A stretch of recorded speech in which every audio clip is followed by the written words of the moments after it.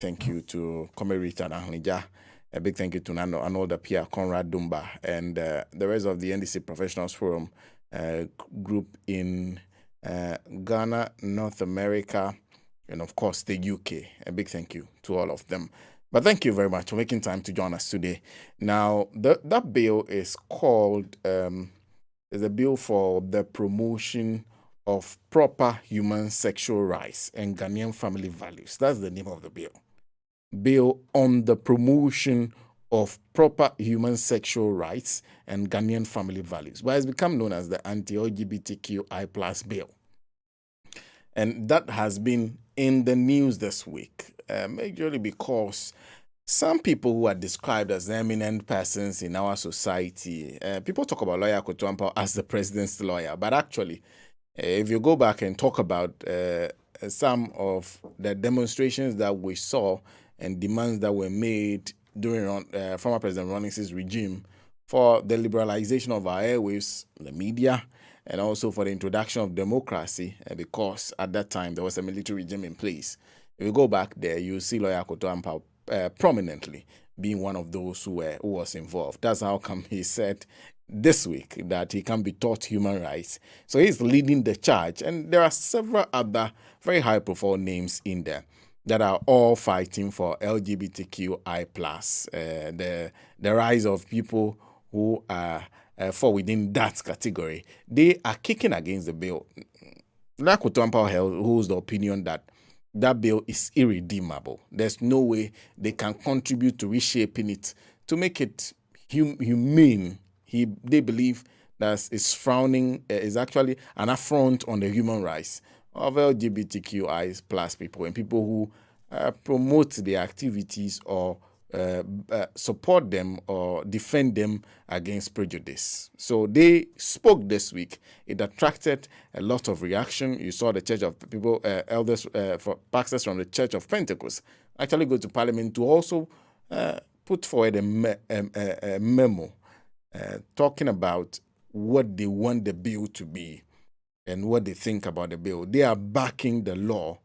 The so-called eminent persons are against the law. So we'll see what will happen. But let me read to you what the chairman of the committee that has the bill currently in its domain has been saying. And I'm reading from myjoyonline.com, and said the chairman of Parliament's Constitutional, Legal and Parliamentary Affairs Committee says they will not bow to pressure to urge the plenary to pass the anti-gay bill. Kwame Enyimadu-Enchi's comment comes in the wake of a week of intense public discussion coupled with the submission of 124 memoranda to the committee. The committee has been tasked by the Speaker to review the bill and present a report to the plenary when Parliament resumes later this month. 8 MPs jointly submitted a private bill to push for the criminalization of LGBTQI plus activities in the country. The bill, with the term as the bill on the promotion of proper human sexual rights and Ghanaian family values, was presented to Speaker Alban Bagbin on June 29, 2021. And the story continues. The proponents want the promotion, advocacy, funding, and acts of homosexuality to be criminalized in the country. Some groups have submitted memoranda and issued threats against persons who stand in the way of the bill. That is the story. So they are saying that they will do their work and follow the book as it is prescribed. Today, for my discussion, I'm joined by lawyer Theophilus Jimaga, who is a private legal practitioner. We have lawyer Eric Delanya Lipo, who is an executive director of Help Law Ghana. And of course, we have Comrade Richard Ahunija, who is joining us from the NDC from North America for this discussion. First of all, let me say a good evening to all of you, and thank you very much for making time to join us. Please, if you're joining us, just share your comments with me. I'll read them as we go along. But very, very important, like I said, share the feed. First like the video and share the feed. And also, if you're watching us on YouTube, like the video. Very, very important. Like the video. And of course, like our page too. Very important. First, let me say a good evening to lawyer Theophilus Jimaga. Good evening. Good evening, Sena. How are you doing? I am well, and I hope you are too. Doing pretty well. And good evening to our listeners, wherever they are at the moment. Well, it's wonderful to have you on the show. It's been a while since you appeared on the show. So, for these two very interesting topics, because we are talking about that, and then the other thing we're also talking about is admission into Ghana School of Law. We have seen the numbers dwindled, even though there seem to have been 499 people who seem to have passed, but the Ghana School of Law says no, they didn't pass. They should have attained a certain grade somewhere, some grade somewhere. When we come to that, we'll introduce credentials about you that are essential to that discussion. But for now, let's start with the issue on the LGBTQI+, the bill for the promotion of proper human sexual rights. Let me start by asking this question. What were the things that went through your mind when that whole bill was proposed? Because we've always referred to a part of the criminal code that actually criminalizes unnatural carnal knowledge as the law that's supposed to cater for such activities. So as a lawyer, when that was proposed, what went through your mind? So now we have section 1 of... Oh, I seem to have lost him quite early. And I realized that Lawyer Eric Delano Alipos also. Okay, I think I have Lawyer Jimegan back online. Lawyer, can you hear me? You have to unmute yourself. We're talking about the section 104 of Criminal Offences Act at 29. Yes, I can hear you like this. Yes, which criminalizes carnal knowledge.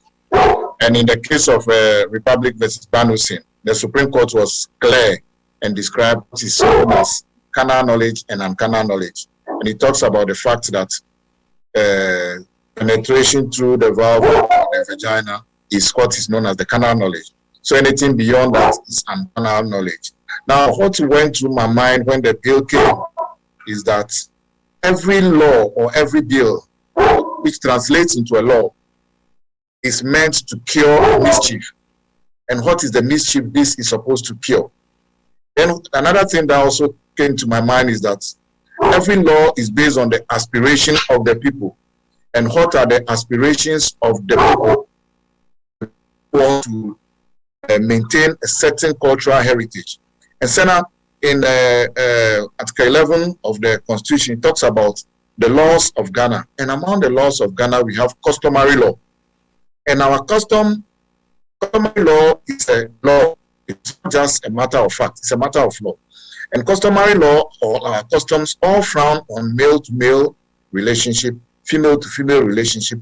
Indeed, our National House of Chiefs describe it as taboo and inhumane. So I was thinking, well, there will be an issue of human rights. There will be an issue of rights of people. But then, wherein lies the right? Of course, everybody, where your right and somebody's right is. So I also tried to find out what is the mischief. Then I read somewhere that a diplomatic mission has actually established an office in Ghana to cater for LGBTQA+. And I'm like, voila, that is what this law is supposed to cure. So the mischief this is supposed to cure is that not to allow the situation where we will have one dot of the LGBT, then it needs to spread like cancer. And by the time we realize our customary value is completely eroded. So that is what came to my mind. The law is supposed to cure a mischief, and the mischief has been identified. Then we look at the aspiration of the people. What do the people want? What the people want is a society devoid of imposition of things that they will consider a taboo. And those are some of the things.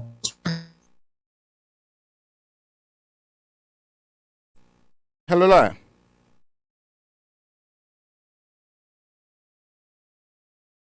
Hello, Sena. Lawyer, can you hear me? I can hear you now. Okay, fantastic.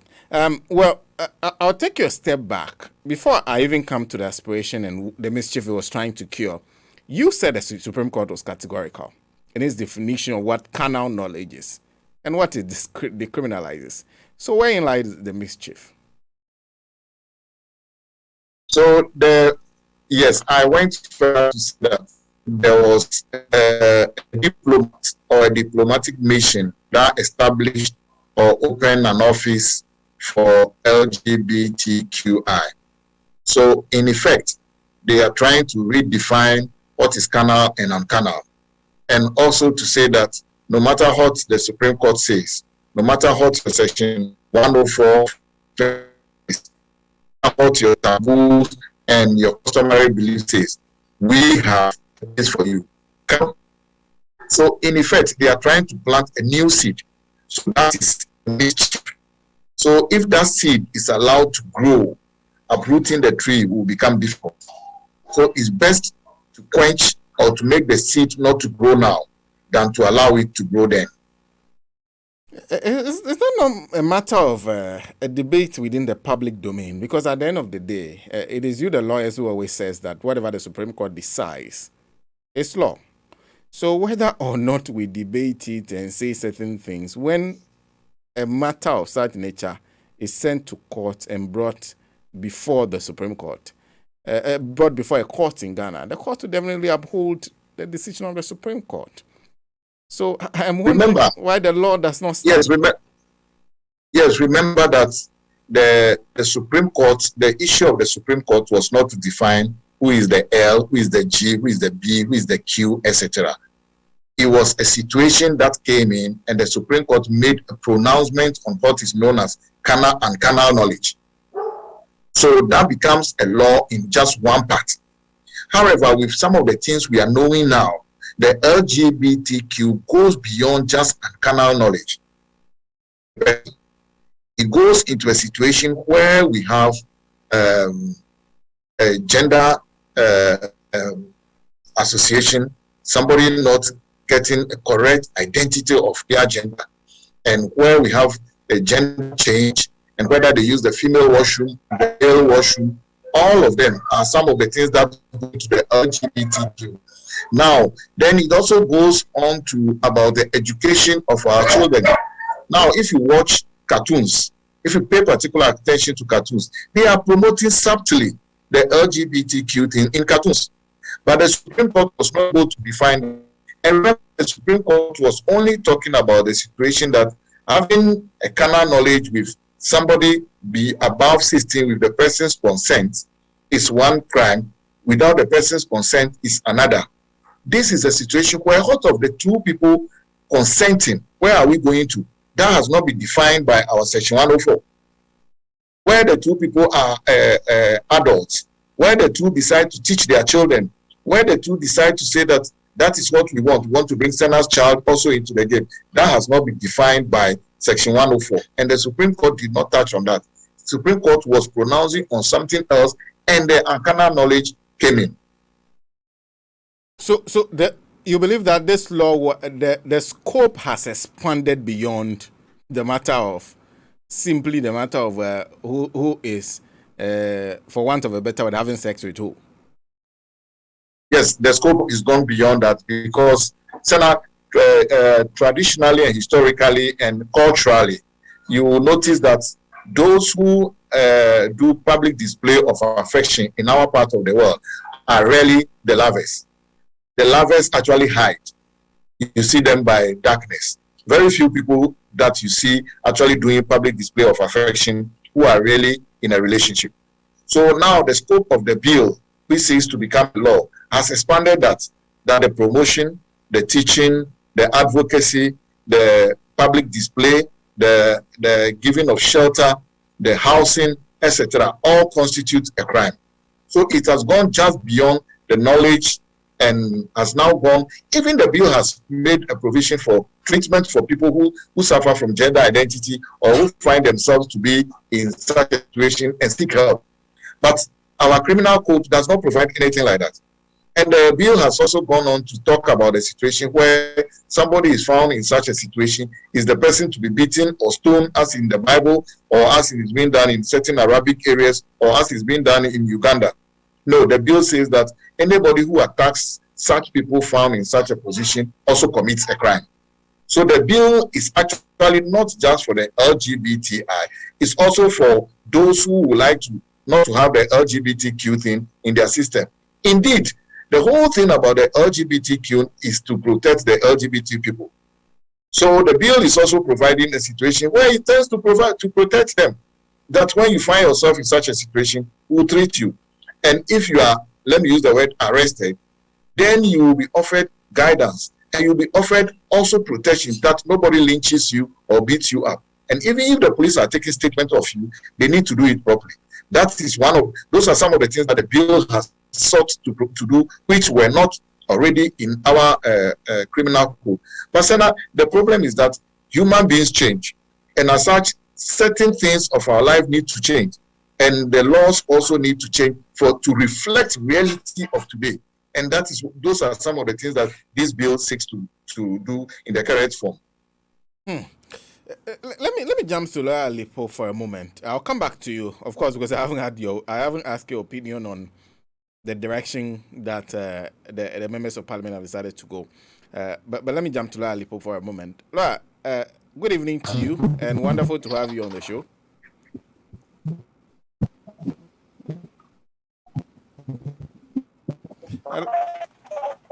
Good evening. Thank you for the opportunity I hope that you haven't done too much before coming.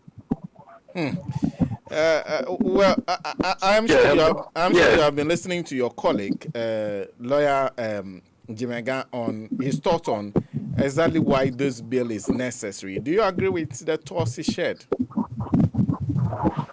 I haven't listened to all of it anyway. He was speaking before I came in, but I don't know. I rather would deal with the question whether I think the bill is necessary or not.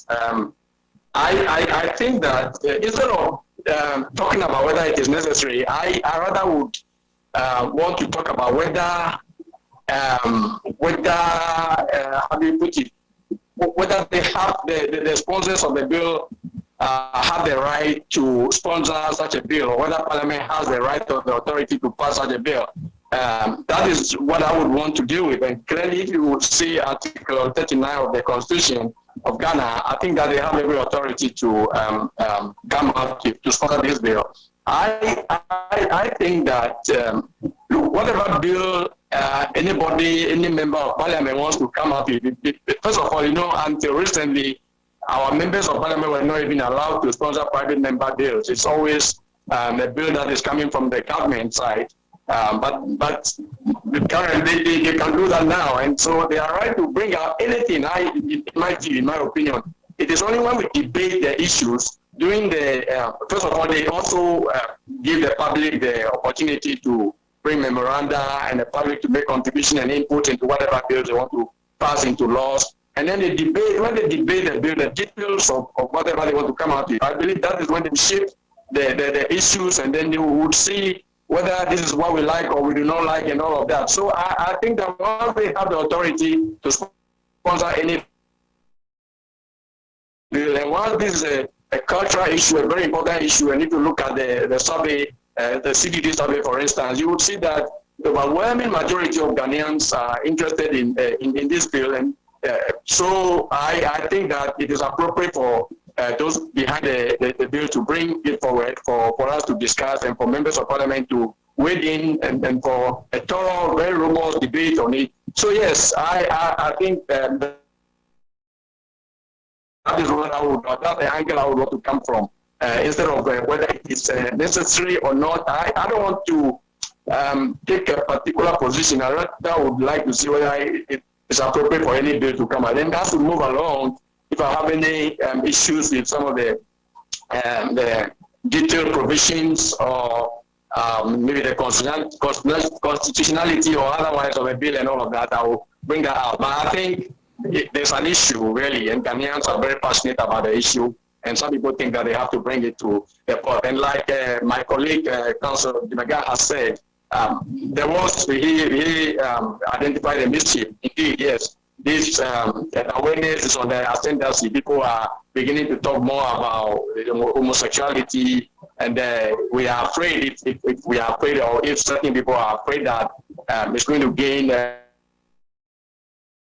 more traction in the country, and if we do not take time, it's going to overtake the country, and then the moral fiber will break down and all of that, and they want to come out with a bill. Fair enough, they should come out with the bill, we'll scrutinize the bill, we'll debate the bill, and everything that the bill is appropriate, and we support, the citizens support our members of parliament to pass it, and then they will have to debate it in the parliament and pass it. So I think it's the process is good so far. I am also not against even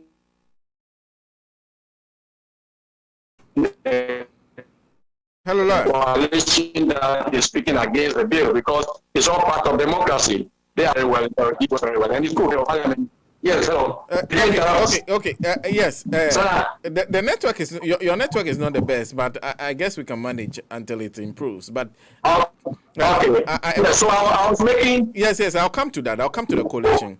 I'll come to that. But I wanted to find out, because your colleague also expressed an opinion on whether or not the law should scare people who are engaged in LGBTQI plus activities, and he is of the opinion that even from that CDD survey, it shows that a lot of people are not in favor of it. So it is better to put in a law that prescribes what should happen to a person if the person is caught in that activity, rather than leave it to society to determine. That could be terrible. Do you agree?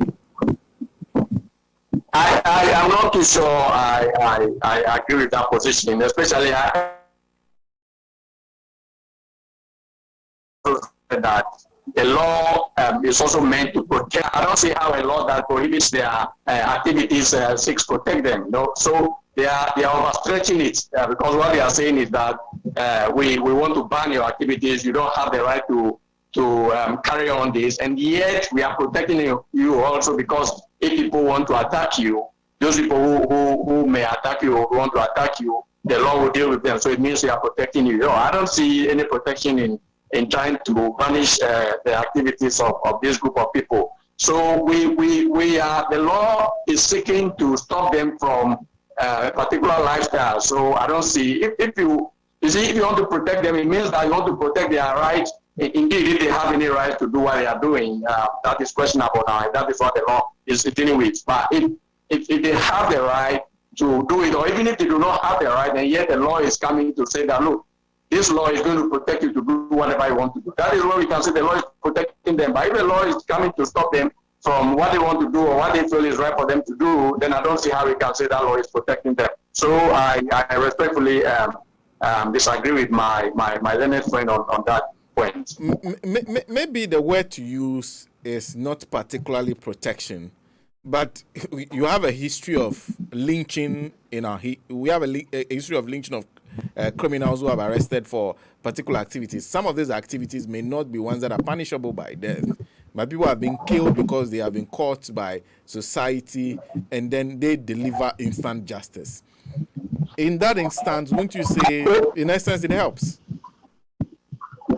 Yeah, Sena, I believe that our laws do not support lynching of anybody, irrespective of what the person. In fact, even the hardened criminals that are caught in the act are not supposed to be lynched.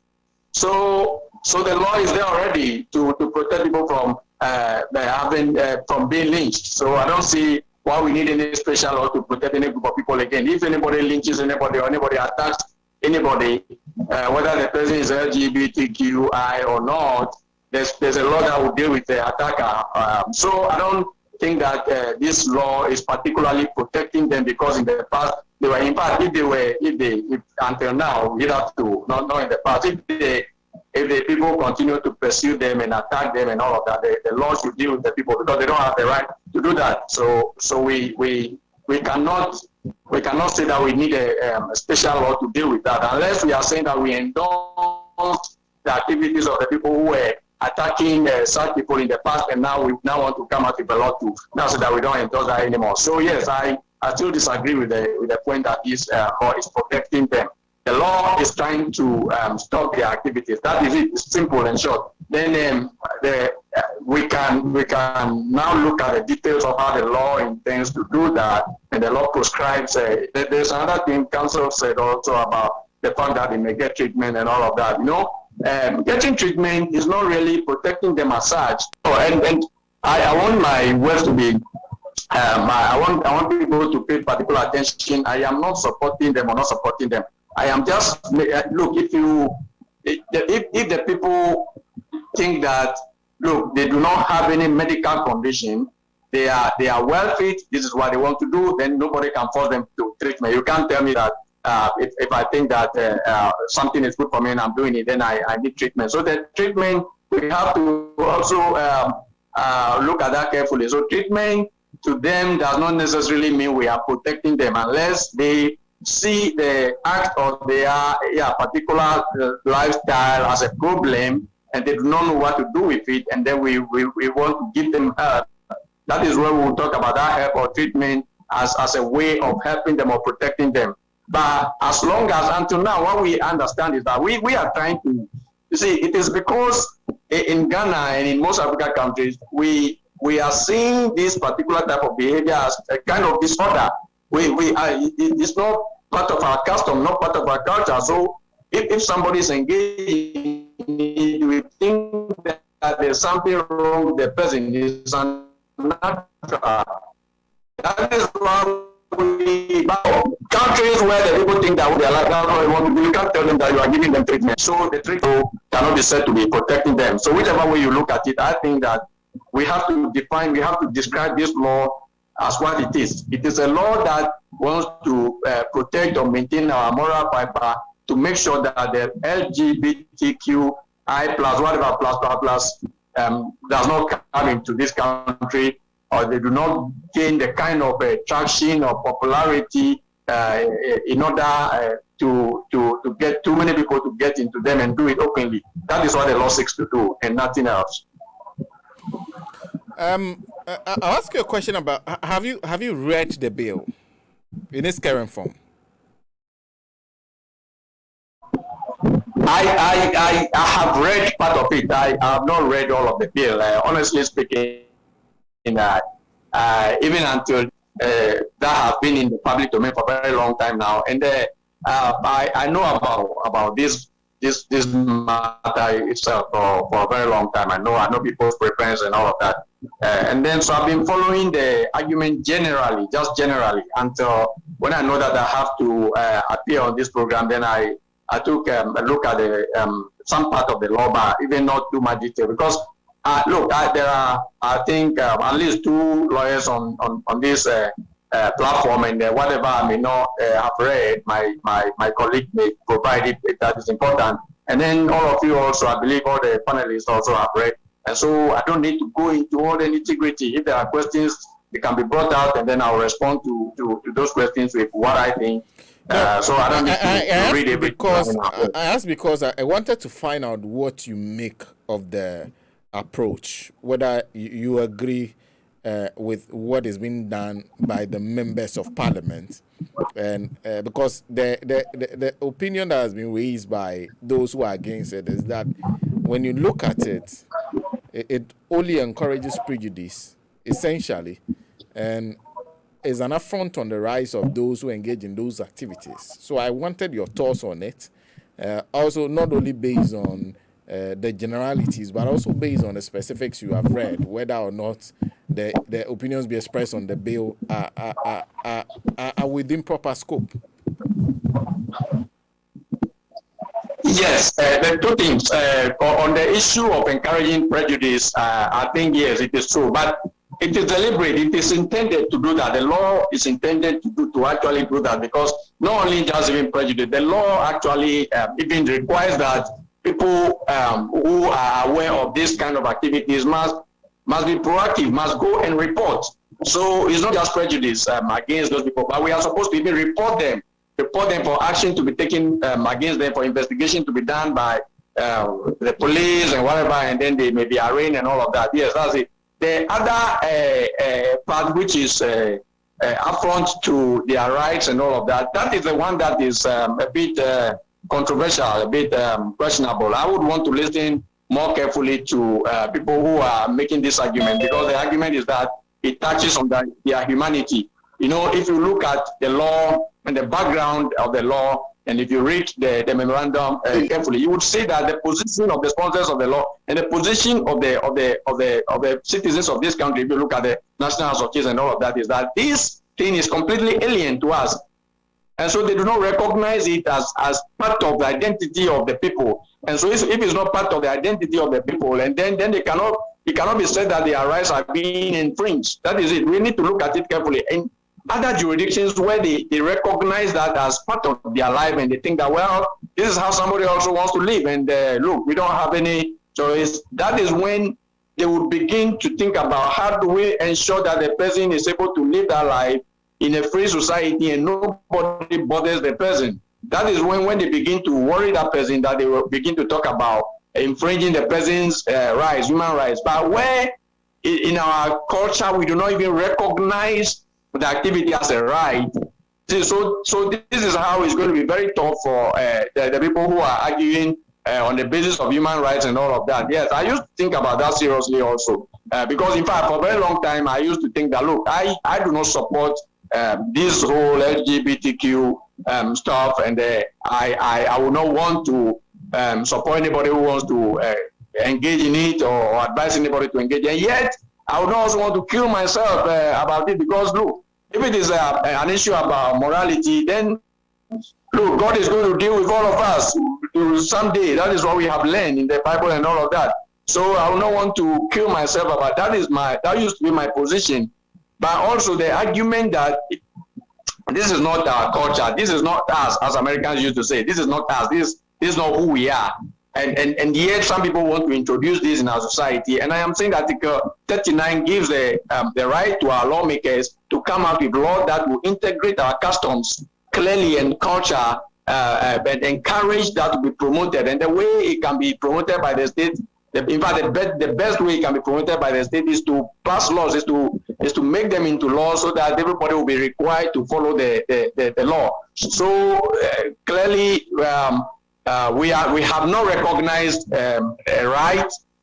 That is Ghanaians, not me in particular. Ghanaians have not recognized a right for anybody to engage in such activities, and therefore the rights that they do not have cannot be infringed, and that is why that argument is going to be a very tough one. There's another issue altogether. I don't know if we want to come to it. That's there's something else that bothers on the constitutionality of the law and all of that. But maybe we may get to that later as we move on. But right now, as I speak, I'll come back to you shortly on this issue of constitutionality. But before I do that, let me come back to Lawyer Jimega. Comrade Ahnija, please bear with me. I'll come back to you.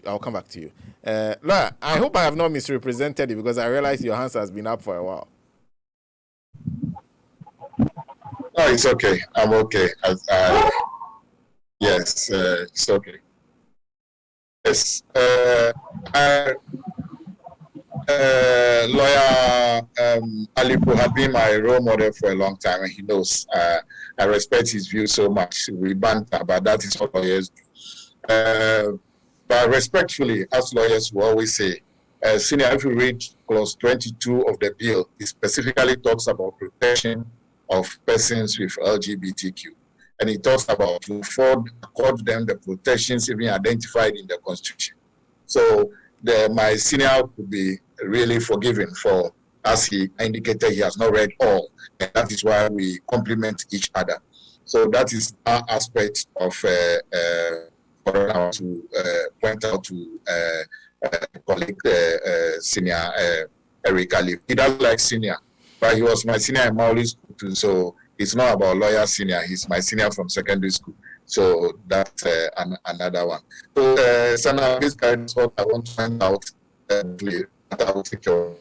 But he's also of the opinion that ultimately, whether or not whatever protection you are providing for them, you still go back to the issue that you're just saying that instead of you beating them up, hand them over for us to deal with them. So ultimately, you're still seeking to punish them for the act. So the part about protection really does not come up. Well, it is not necessarily just about protection as a result of beating or stuff like that. He also talks about seeking assistance and providing treatment, which again is not averted his mind. I'll speak legalese. You know that he mentioned it, that we have a history of abuse, we have a history of shame, etc. in this part of the world. So the propensity to anybody found in such a position. But this law specifically has criminalized that aspect and has tried to persuade people from not doing that, so that they will understand that the LGBTQ thing is not necessarily a crime. It could be as a result of a medical condition for which the person needs assistance to get through to the medical condition sorted. That is the sort of thing this bill is trying to. Of course, there are a lot of people who have been lynched in our part of the world and nobody has ever been found culpable of it. Currently, we have all videos, mobile phones, etc. So you might be able to capture one or two people. But you know, in law, except the direct act of the person leads to that harm, it will be difficult to prove. But this particular is trying to tell us that, look, don't abuse anybody, verbally or physically. So this LGBTQ was taught as a subject. It was considered a thing. And now, many mental health patients are lynched. How many are beaten? Of course, there are a number of them that they might become deranged such that they don't confuse. People begin to touch all kinds of things and stone them, lynch, etc. But this is trying to say that when we find situation, please hold on. Assistance. Or perhaps it is not the person taking part in the act, but the person expressing the thought. So the expressing the thought, or you have a suspicion that the person within himself or herself, best is help the person to get treatment so that the gender identity can be corrected. I think it's absolutely about. In this case, it's something that the bill, but it is not the main object of what the bill is trying to achieve comes the law. So that's just one of the attributes for which we are saying that, okay, what the bill is saying, if this happens, this is the route to pass. So it is not the main objective of the bill. Clearly, you seem to support the direction of the bill. Am I right? Very much. I understand people talk about rights. Look, we have things called dictatorship in democracy. We have tyranny of the majority in democracy. And tyranny of the, for example, if 5 of us vote now that Sena, you should be killed, that is democracy. 5 of us are voted. When it has to be taken up. And that is democracy, isn't it? But you see, we are also talking, the people as Sena has raised, are talking about rights, fundamental human rights. So now, almost all our fundamental human rights, if not all, are those that we say are God-given rights. Freedom of expression, freedom of association, freedom of religion, etc. And all of them have one thing in common. Let no government or let nobody interfere, period. If all rights have limits, if they are going beyond the limits, people can interfere. If they are within the limits, let no one interfere. Now, the LGBT thing is now talking about a right that is trying to use the interference rather as the route that we want you to come in and help us, that there will be no interference. Then that does no longer become a right. It becomes something that you are, the government that you don't want it to, you don't want to interfere, you now want to use that route as something to propagate your rights. Now, we have things that are like rights to, if I decide today that I want to become a Muslim, I don't need the government to come in. But why then I want to marry another man, and I want to tell the government that allow me to marry another man. So in effect, you are telling the government that, look, I want to do something which is my right, but you come in and support. Freedom of speech.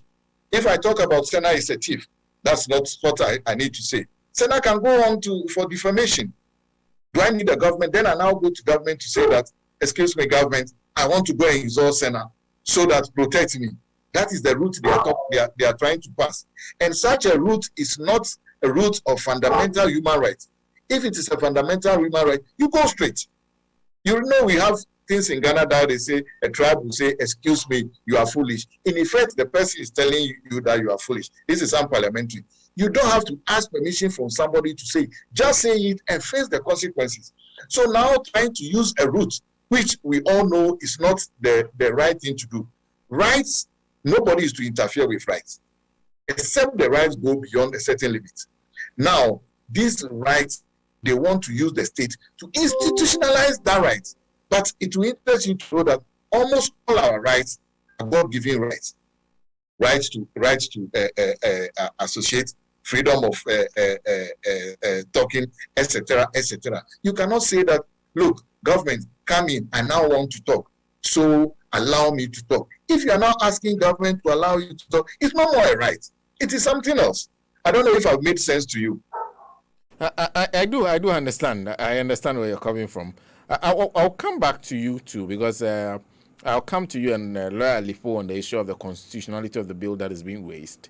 But before I do that, Comrade Ahnija has been listening to the two of you quietly.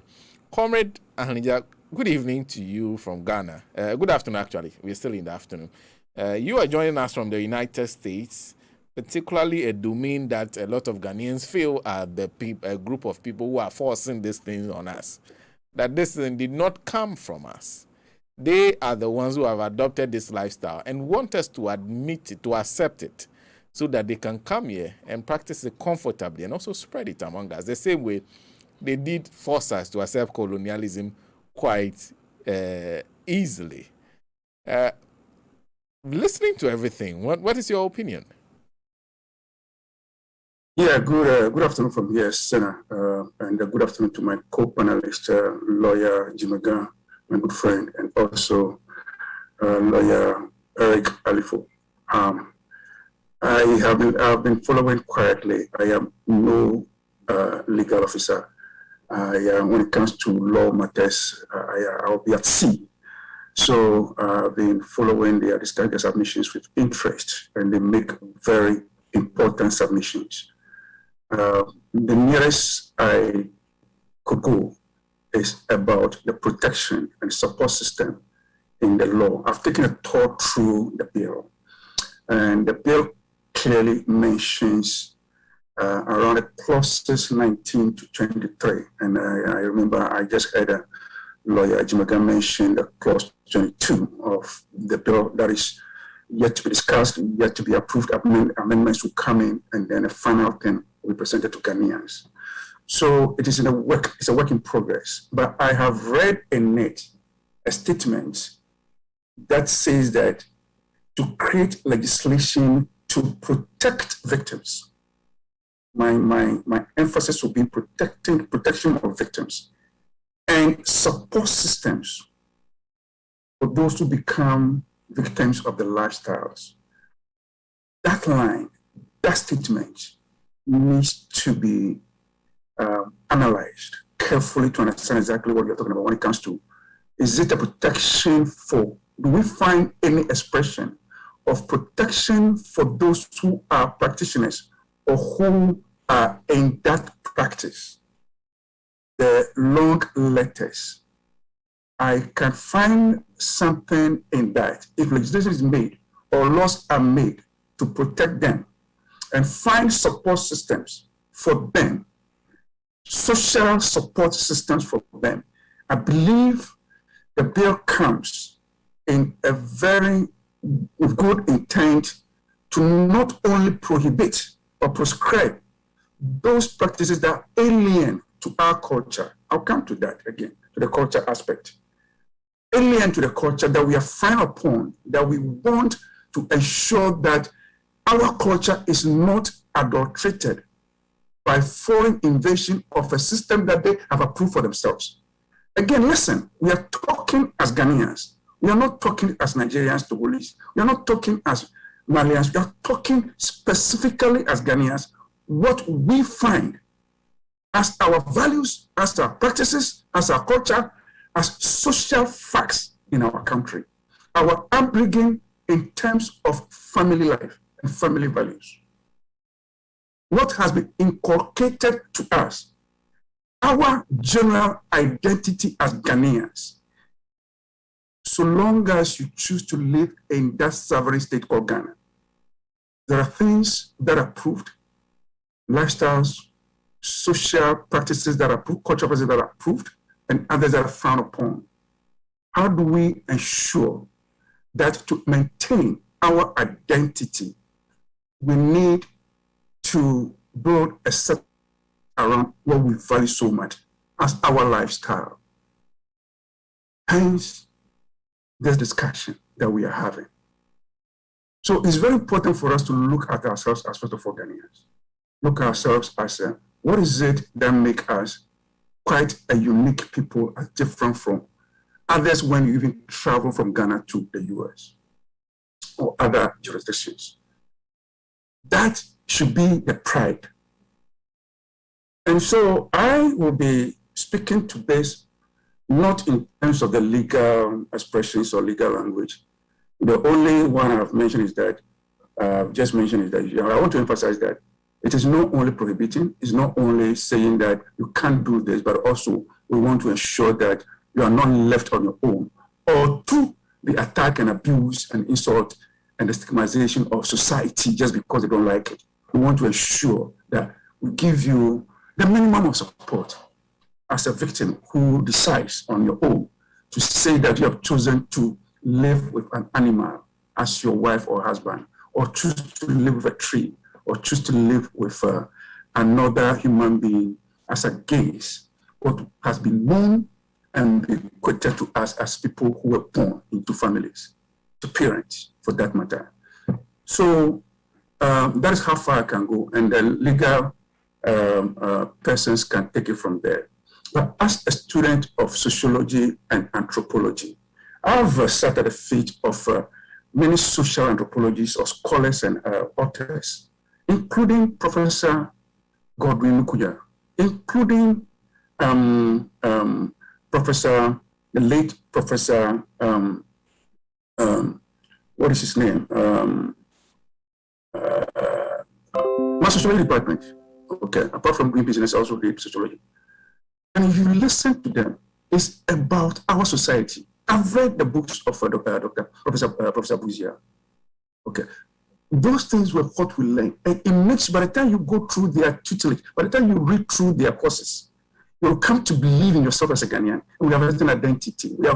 We have practices, and we have social facts, social sanctions, things that are approved. We have totems. We have belief systems. You cannot wake up as a Ghanaian in many societies or many cultures and subcultures in Ghana and decide to wear a yellow shirt like I'm wearing and put a khaki underneath and say that you are attending a chief's funeral or a prominent person's funeral in a certain society. In some societies, well, we don't care. But many ethnic, tribal, and cultural groups in Ghana, we defined what is the costume, what is the appropriate costume. If you fail to follow, you are seen as a social deviant. There are certain places that we have termed a social deviation. You are deviating from the norm. And people will look at you with a certain, you may not care, but you don't fit into the society. So these are what we are saying. These values, the custodians of our values, of our culture, are the chiefs, the traditional council leaders, our opinion leaders. They are the custodians, handed over to them. So they have a responsibility to ensure that these are handled by them and moved from their period to the next generation. So it is with our presidents and other opinion leaders when it comes to political arena. Our presidents all over, we are yet to hear any of our previous former presidents, or even the present one, even though it wasn't very clear at the first instance when it appeared on this question of LGBT or homosexual and all that. It was very clear. he opened himself up for criticism because he was talking about advocacy and the pressure being mounted on society, then probably society would yield to that. But subsequently, I believe earlier this year, he made it very clear that so long as he remains the president of Ghana, such practices will not be legalized in this country. Ghana. That's what it is. So let us live to that. Probably people, political analysts or political cynics will say that it's deviated or sort of playing around it because when you look at the social media and you look at the political discussion regarding the current president, it's not been very clear.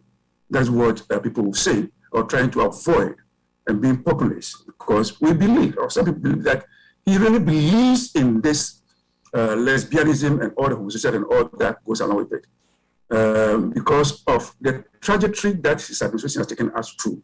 I'm digressing a little bit. 2018, 2019, up to now, we have seen a number of signs in Ghana that is showing that it looks like we are yielding into the pressures coming from outside in terms of allowing the foreign acculturation of our own culture by our school curriculum. We saw the comprehensive sexual education, which, called for people's agitation to the extent that they had to, change track and all that. So sometimes we are very skeptical. We cannot be sure about where the current president stands. But let's give it to him that at least if he changed track or he made a U-turn, it came clear to associate with our previous or former president who say that we have maintained that we will not allow these things to happen. It used to be in the case in Ghana. All we knew was about homosexual, maybe gay, man. In America, they qualify that, man, and maybe women in their juvenile delinquency and in their passion, their being happy or being confined to a hostel or a boarding school. They try to play around as a part of their juvenile kind of practices, and then when they leave school, they find their way into the proper family values. That has been the case. Even the men, the same thing. So we cannot say that it was something that remained with us, as people have been, arguing. No, it never remained with us. It's probably because of the environment, because of circumstances. People try to probably defeat a little bit to adapt to such practices and then walk back immediately. They leave that confinement. So that has become the case. In America, you see, generally, no, we may not be able, we are not allowed to practice our customary marriages as we have it in Ghana. We have two marriages in Ghana system, methods in Ghana, where we have the ordinance and the customary. So if I happen to have two wives in Ghana, as approved by my marriage practices, and I have two or plural wives, and I migrated over here, how do I live and bringing them all over? How do I live with them? The country does not allow it. It's not approved. It's not allowed. Why? You want to find out the history from the African American or the American history as to why there was a law that they will not allow any kind of polygamy in this country. They have a history to that. They have a history to that where white women who had domestic wives or domestic helpers, maid servants and women from the black community who were helping them at home. These women were married to their husbands and living with the black women. And the men were trying to take advantage or abuse those domestic helpers. And at the end of the day, probably they find cause to, maybe they get pregnant, they have babies. Some of these white ladies couldn't take it to the extent that they could even commit suicide. They are very easily, exposed to taking their own lives. That is when for their men cheating on them. They abhor cheating. It's something with them that you are dating a white lady or an American woman and then you go for another. They may pull a gun on you or themselves, or even go berserk on the family to the extent of committing suicide. It used to be the case where even the men in accomplish with this, their wives or their own brothers and sisters and family, after impregnating a black lady in the community or in the home, that becomes an unwanted pregnancy. They wait for the baby to be born. That fetus is dumped into into the ponds for crocodiles to consume because I felt it was an unwanted thing. Sometimes they kill. So to avoid all these social biases, the history, among other historical facts that we have come to know over here in the US, living up from there ended up is to protect family, protect marriages. So every man, every one woman. That is part of the story of America. So they also had a history. They had certain values. So they decided to maintain those values. Freedom and human rights, those things are not absolute for me. They cannot be absolute. Yeah, you have your right, but your right must end somewhere. We cannot just give you a carte blanche or black check and say, oh, because you have right, just continue and enjoy your rights. Okay. Society must have laws. Society must have discipline. Society must have order. And in fact, Ghana, we have those orders. And those things must be founded in legislation, must be founded in law, because we are now in the political government. We are being ruled and run under a constitution. So if you don't have a law to take a certain action against a certain deviant, you may not be able to prevail.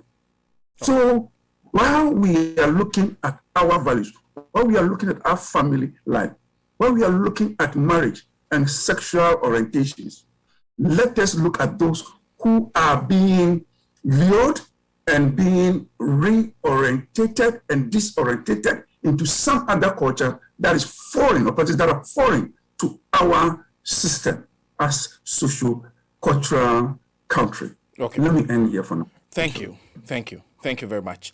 Okay. So let me first jump to Lawyer Alipo. Can you hear me, Lawyer? Yes, I can hear you.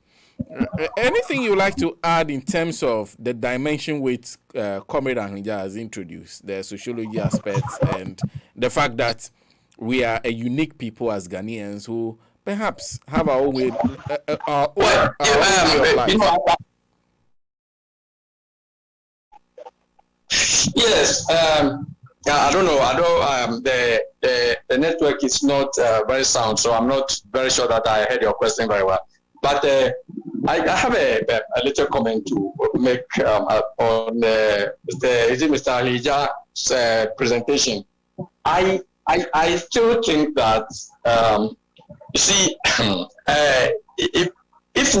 if the law is seeking to prohibit non-Ghanaians who are coming to promote these activities, LGBTQI plus activities, it will be different from going after people that we know that are already in our society that have those traits. Because as the speakers, or as we have all understood, this is an age-old problem. There are people in our societies, just that they are not many, and perhaps also because of the way they were pursued and people were going after them and attacking them and all that, they were not coming about. There are a few people in our communities that are engaged in these activities already, and there can be a law that would try to seek those people and educate them to see that what they are doing is wrong, and they need help. It's a problem. It's a medical condition, and so they have to be helped. I believe, I don't know how, but there could be a law like that, as against the law criminalizing their activities. And already we know that people are already engaged in these things, and so that is where I am having a little confusion. If we are saying there is a medical condition, they need to be helped, I don't see how you criminalize a medical condition and then you put people in prison for engaging in those activities. Are they going to be treated once they are in prison? Is so rarely. If the law seeks to isolate activity, is not. Yeah. Go ahead. Can you hear? Yes. Go ahead. Yes. Go ahead. I lost you there. Briefly. Yes. Yeah, but that is not the law we are seeing now. That's not the bill we are seeing. The bill criminalizes the activities, and punishment is prescribed. So I don't see how we can say that we are helping, and then we also call them victims, like the Section 22 that my learned friend Tio referred to, says protection for victims. We are calling them victims, and the word victims means that these are people that are under some kind of problem, attack or trouble, and they need to be helped. But we are punishing them. We seek to report them, and they are arrested, perhaps detained and investigated and arraigned in court, and then sentenced. And yet we say we want to help them. So that is that. So the law has to be looked at carefully. I am saying that I believe that the lawmaker has every right to sponsor this law, because when you look at Section 39, clearly it gives us the right to incorporate or integrate our customs, our beliefs and cultures into society, and make sure that we entrench that and we let everybody conform with that. And we know that we uphold, Ghanaians, we uphold these activities, and our chiefs are talking about it. Everybody is speaking about it. I am again. Once we come out to it, and the fact that we title the provision as protection doesn't necessarily mean that it's protecting the people. We need to read the letter of the provision and see whether it is actually protecting in the right sense and all of that. So that is one aspect of it. But again, I said that if the law seeks to prohibit people who are coming from outside to promote this activity, that I believe that also reflects a little bit, because it talks about advocacy and all of that. It prohibits advocacy, or it criminalizes advocacy and the promotion of this, and people who even have sympathy towards them, you know. So yeah, in a way, it tries to deal with that. But the people who are already in our society that we have known for ages to have engaged in such activities, and those are people who are being lynched, who are being chased all over. If they are the ones we want to protect, or if their condition is the one we want to describe as medical condition and want to help them, then the law has to be very clear. Then we don't have to punish them. We have to rather find a way of isolating them if we want to treat alcoholics, and where they can have special training and all of them. So that is what I have to say. Everything the other panelists are saying about culture, about morality over here and all of that, and I don't think that we should allow this thing to degenerate and for the whole society to be like our people elsewhere, although we still depend on them very much anyway. But yes, so I agree, and I agree also that, look, there should be a legislation, and the legislation should be properly debated, and then all shades of opinions should be taken into account. Okay. But let's get it right. I'm not too sure if we are getting it very right now, because there's so much emotion, sentimentalism, where people are, hey, this is bad, that's all, finish, case closed, and so let's just condemn it, and or it's a medical condition, finished. Okay, so we don't want to listen to the other side of the argument and see, really, is there any sense in that? Is there anything in that we have to give thoughts to, and see if we can reshape our law, fine-tune it, and all of that? I would encourage all of us to begin to pay attention to people who are speaking for them as well, and listen to them carefully and see how we can make this law better, so that we don't unnecessarily victimize people who find themselves in this situation. Okay, thank you. I'll just come back to you briefly on the issue of constitutionality, because we know the law is currently being... whilst I'm on you, one thing I'd like you to do, if you can hear me, lawyer, clearly, I'll be glad if you can reposition your camera. I know you're having difficulties listening to us, but we can see your face clearly. So when we try to project your face, we only project a part of your face. So if you can reposition your camera, I'm sure you can hear me. You can hear me, so that is it better now? Kwanzaa, is it better? Is it better? Okay. So okay, my producer says it's better. So I wanted you to just your brief view on the question being raised about constitutionality. I heard Lawyer Kotuampao saying a bill of such nature should not impose any form of cost on the consolidated fund, and so it makes it unconstitutional. Yes. What do you make of that argument?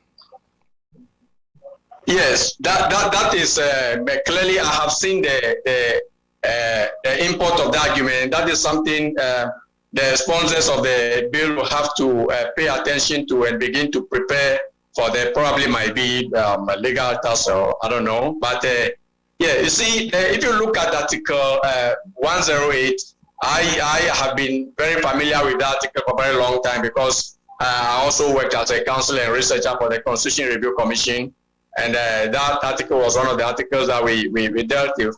For a very long time, there was no private member bill in our parliament because of that article. It was read to prohibit members of parliament, private members of parliament, to sponsor bills because what it actually says in brief, and I don't want to be too legalist right now for our listeners to understand exactly what that provision is saying. What the provision actually seeks to do is that we cannot allow any member of parliament to just come out with a bill that, if it is passed, will result in government spending so much money from the consolidated fund. It will not impose taxes because a private member of parliament cannot come out with a bill, and if the bill is passed, it will impose taxes on citizens, or it would cause government to spend money from consolidated fund and all. So they said it will impose a charge on the government. So if people who are interested can read Article 108 carefully, and so they are saying that, and the reason we understood for this provision is that, for instance, if the opposition, and I prefer to say opposition because now we have parliament that has equal number on both sides. And so there's no minority actually in the right side. There's other provision, opposition and the government side. If the opposition, and in the case where the opposition may even be more than, they may be a majority in parliament, then if private members are allowed to sponsor bills, they may sponsor bills that is not part of government policy at all, and that is going to result in government having to look for money to spend. You see, so they want to make sure that every bill that is going to impose some kind of charge on the consolidated fund or on the government should be coming from government side. It should be coming from the Attorney General's office. That is what it is. And it's been observed as such for a very long time until recently, when I think other school of thought says that provision should not be read to prohibit private member bills completely. And that is when private members began to sponsor bills. And so, in actual fact, if they sponsor bills, my understanding also would be that if such bills are passed, it should not result in government having to look for money to spend or to impose taxes on citizens. Now, I read the memorandum that accompanied the suggestions made by the coalition, that's Mr. Kodompao's group, and they have indicated this, and they have analyzed this a little bit, and they have gone on to say that that provision, the fact that that provision was read in recent times to mean that it did not prohibit private members from sponsoring bill, does not also mean that they have the right to sponsor any kind of a bill, because this bill, although and on the face of it, when it is passed, nobody expects that government is going to spend any money immediately. But they are saying that they have imposed duties on government, policing, investigations. So government is going to investigate, because it's only the police that can investigate criminal matters. And so government has to now spend money on investigations, has to spend money on prosecution, has to spend money even in keeping people in prison and all of that. So in effect, this bill, if it is passed into law, it is going to impose some charge on government. That is what they are saying. We cannot just ignore it and push it aside. We have to pay attention to it.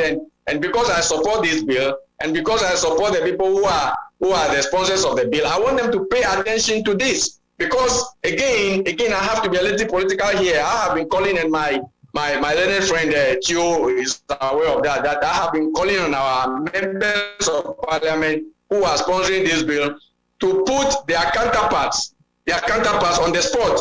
Let's ask the MPP members of parliament to also speak to this bill.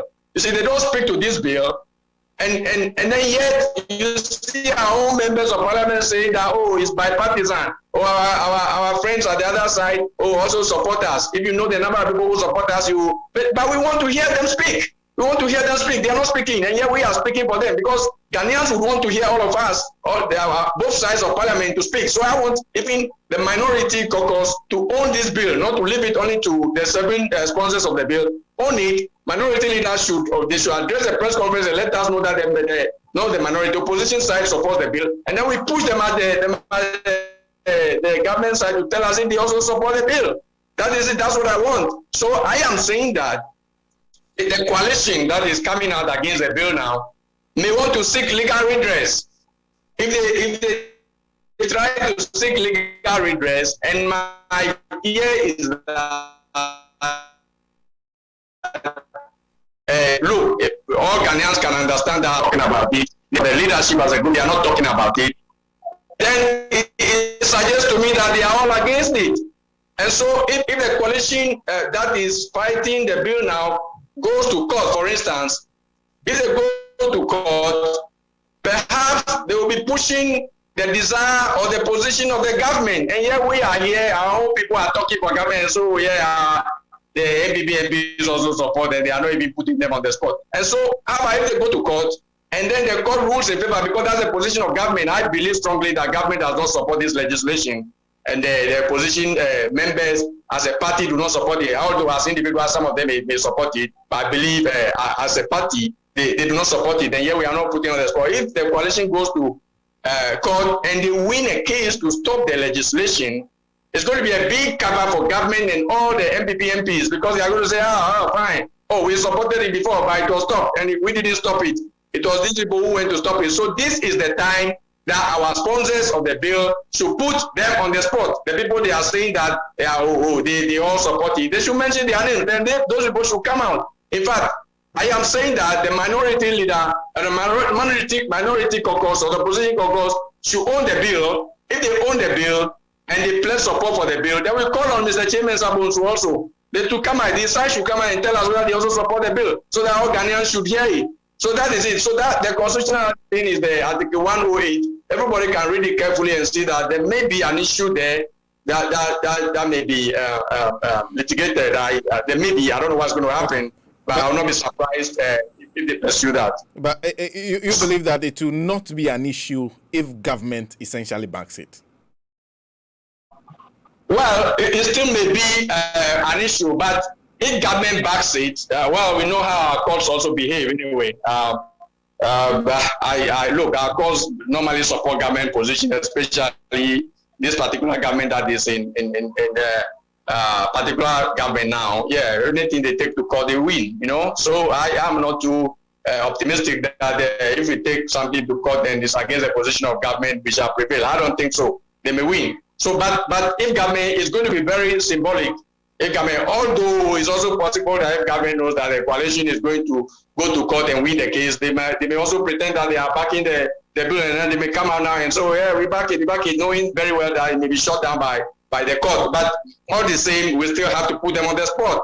We have to let them speak. Okay. Before anybody will make a move to go to court. I am not recommending that anybody should go to court, or I'm not saying they should go to court, but the hint was given by Mr. Kotoampao, and I'm saying that we cannot say that there's no ground. There's a ground that can be litigated because there's a little controversy there. And when there's a little controversy like that, that gives room to the court to go left or right. So once there's something the court can look at and the government has a position, why not? The court may just agree with the government's position and this whole bill will just be shut down. At that time, our people have already praised. Yes. Thank you very much. I think that point is well made. Let me jump to Jimega. There's the issue of the points that were made by Comrade Ahnija on the simple matters of the Ghanaian, who the Ghanaian is, what he believes in, and how this particular bill fits within that context. And secondly, on the issue of constitutionality, your views before we move on. Yes, my senior has spoken about the Article 108. There is a bit of the Article 108 which talks about in the opinion of the person presiding. In the opinion of the person presiding, depending on how the Supreme Court looks at it, is it that just if the person feels a feeling that this is nothing or this should go through, or the opinion really means something that has to be tangible for the person or any reasonable person to defend. If he just leaves it at the basic, the plain meaning, constitutional interpretation, the first thing you do is you go for the plain and literal meaning, except that will lead to absurdity. So if you go for the plain meaning, and the plain meaning does not lead to absurdity, then you take it. But the provision says that Parliament shall not, unless the bill is introduced by or on behalf of the President, that is where Lawyer Lipo is saying, proceed on a bill including an amendment in the opinion of the person presiding, makes provision for the following: imposition of a charge on the consolidated fund or other public funds of Ghana. So in effect, we have a situation where if the bill is not introduced on behalf of the president, then we look at the opinion of the person presiding. If in the opinion of the person presiding, there is no charge, however, the fact is there is charge on the consolidated fund, then the opinion of the person might lead to a null and void situation. So you ask the question, what if the majority supports the bill? Even if the majority leader in parliament supports the bill is not introduced by the president, or it is not introduced on behalf of the president. So the only time the bill can be introduced on behalf of the president is for the majority leader to take it to say, we are now introducing the bill. And that instance, you put it in their hands for them to introduce. But unless they are able to do that, then it means the bill can be shut down, as my senior has said. Now, Comrade Arulija was talking about us as Ghanaians, as our African identity. Look, Sena, can they, as he's saying, can they legalize polygamy? No, they'll not be willing to legalize polygamy. Why then do you want us to legalize homosexuality?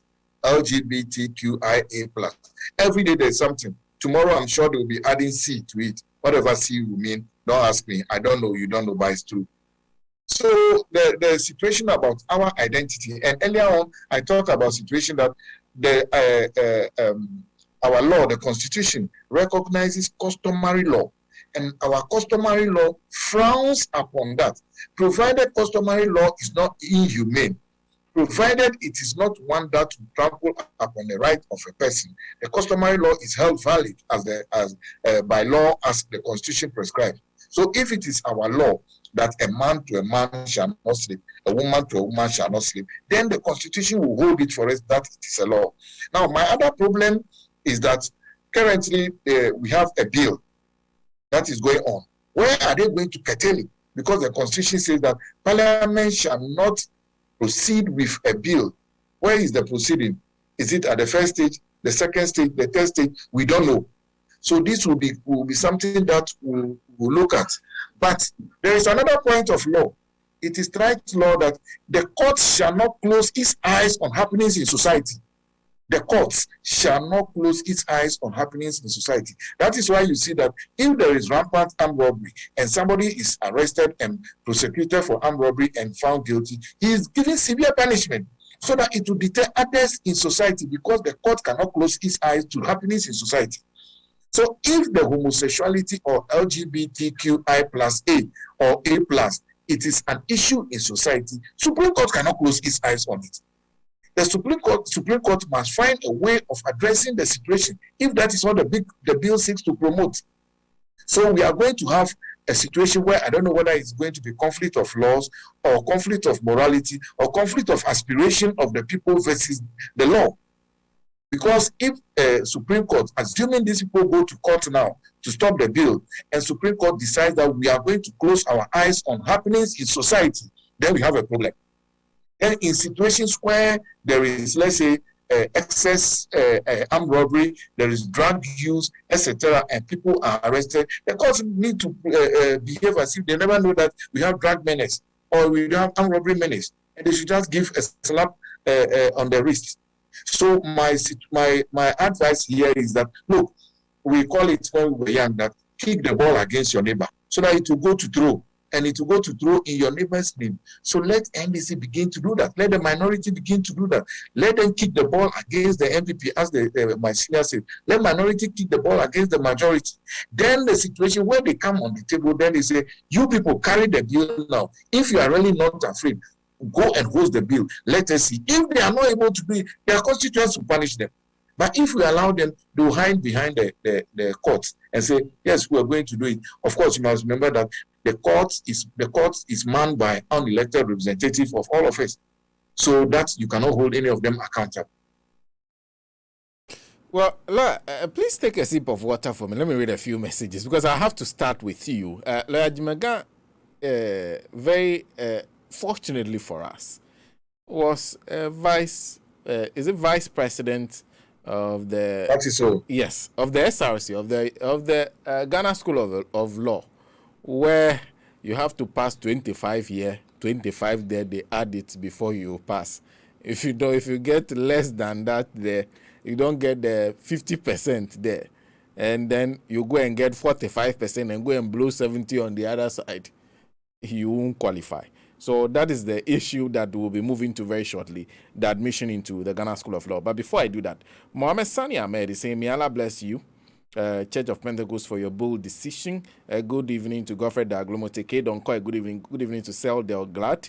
Hamed Abubakar Bawa is also joining us. Sel Del Glad says, since when did Akoto Ampao know there's something called human rights? Suddenly, he finds his voice to make to hold a press conference on human rights.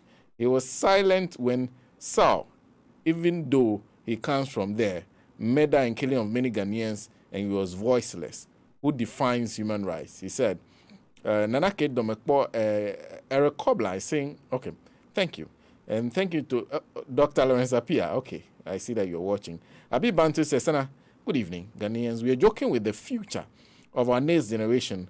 We call LGBTQ plus people as minority, but we know when minority come together, they become a majority. It's better we stop it now than in the future. He says, so it's bound to happen, has now happened. President Kufuor, man-to-man power. So this is Facebook. I'm reading from Facebook. Please, if you're joining us on Facebook, please share the feed. Share the feed. If you share the feed, you notify a lot more people that there's something going on here. They come and join us. And also like the page. Very, very important. Like the page and like the video you're watching. So let me move to YouTube. Radio Gold Live TV is our page on YouTube. Oswald Lai says, nice one. God bless you, my brother. Seldel Glad is joining us here from Germany. Vincent Kwame Gawonu says, Ghana should implement the law. Even animals can differentiate between male and female. How come human beings? So that's coming from Vincent Kwame Gawonu. So if you're joining us on YouTube too, please like the page. It's very important. So let's move on to that issue of admission into the Ghana School of Law. Lawyer Jimaga, I'm sure you've already heard about everything that has happened so far. First of all, during your time as SRC Vice President, the situation was not different, I guess. It was the same. There are those who say that it seems even this time around there has been an improvement, perhaps because of what happened in 2019, when those who went to sit for the exam decided not to keep quiet about it, but demanded for some changes. It affected what happened in 2020 because over 1,000 people were for the first time got admission into the Ghana School of the Law. Now we are seeing over 700. Looks like the numbers are coming down once again. You were an SRC. What is the problem there? Law school is like a besieged city, you know. It's difficult to enter and difficult to get out. A besieged city? Yes.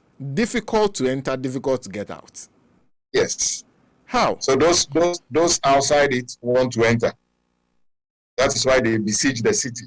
Those inside want to run away from those who are besieging.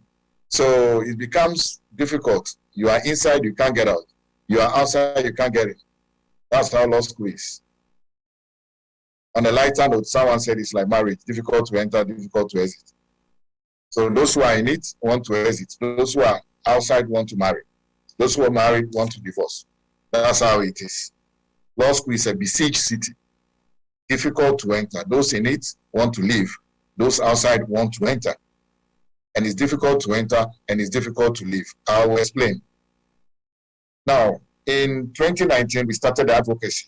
We met Honorable Haruna. We met the Legal Constitutional Affairs Committee. And it will interest you to know that when we met them, the current bar president, Tony Forson, was speaking for General Legal Counsel, not as a lawyer. And when we met, he said they are handling the thing already, so Parliament should not look at it. Look, that was for those who were already in the law school. And those who were in the law school, when you fail a paper then and you want a remarking, it costs you 3,000 Ghana cedis. Is it an incentive or disincentive? You will not like to, if you fail 4 papers and you have to go and look for 12,000 for remarking, will you like to do that? You can't do that. And then we were writing 10 papers. If you fail more than 2, you have to repeat and write all the 10 papers again. And there were instances where people had written, applied for remark, and the 3 papers they have applied for remark, they pass all. And we have what is known as Independent Examination Board. And the Independent Examination Board is like Akai. The lecturers don't know them. The students don't know them. Nobody knows them. And yet they exist. Now, you were talking about the fact that 2020 there were more admission. It was political because those behind us had already approached John Mahama, His Excellency. And His Excellency made a promise that he will expand access to law school. So in order to deflate what he has promised, they decided to increase the number. And they increased the numbers and brought the gold and green track into law school. And after the election, they reverted to the default position.